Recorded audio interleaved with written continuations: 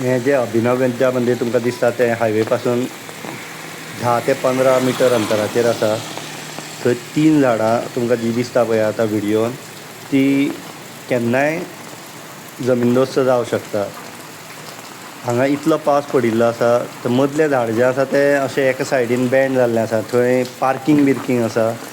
हें जें कुमयाचें झाड आसा थंयच्यान लोक येता वता पंचायतीन वचपाक तेन्ना केन्नाय व्हडली दुर्घटना जावं शकता. आतां तुमकां आमी सारके क्लोजअपान ते झाडाच्यो साली गेल्या त्यो दाखयता.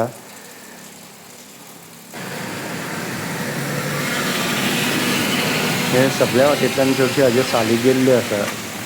हें झाड केन्नाय मरूं शकता.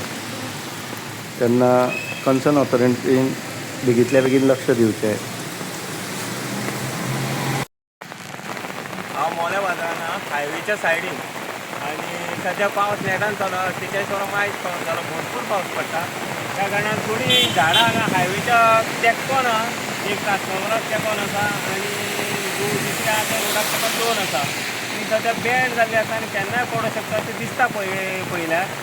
ते खूब डेंजरस आसा. हांगा आमचें स्कूल आसा फाटल्यान आनी भुरगीं येता वयता, गाडयो पार्क आसता, पार्कींग एरिया कशी जाल्ली आसा.